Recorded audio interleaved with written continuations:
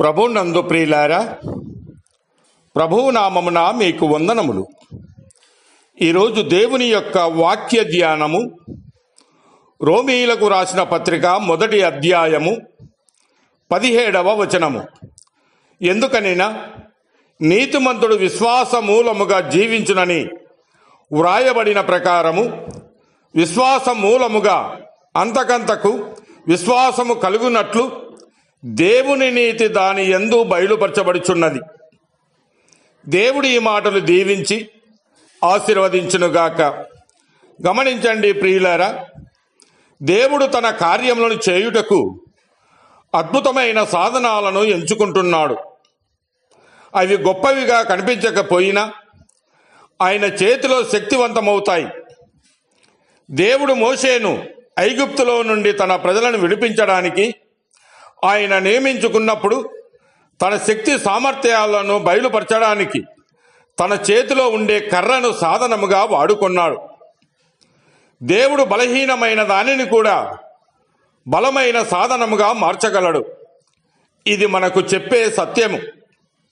మన జీవితంలో కూడా మనము చాలాసార్లు మన దగ్గర లేని వాటిని గురించి ఆలోచిస్తాం. ఇది ఉంటే బాగుండేది, నేను అలా ఉంటే చేసేవాడిని, కానీ దేవుడు అడిగేది ఒక్కటే, నీ దగ్గర ఉన్నది ఏమిటి అని. మన బలహీనతలు, మన పరిమితులు, మన అనుభవాలు ఇవన్నీ దేవుని చేతిలో శక్తి సాధనములుగా మారగలవు. కానీ ఒక ముఖ్యమైన విషయము ఉన్నది. సన్నద్ధత కలిగి ఉండాలి. సన్నద్ధము కాని సాధనము ఉపయోగపడదు. అలాగే సిద్ధపడని జీవితము దేవుని కార్యానికి పూర్తిగా ఉపయోగపడదు.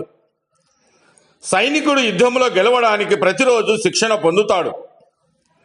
అలాగే మనము కూడా ఆత్మీయ జీవితంలో ప్రతిరోజు సిద్ధపడాలి.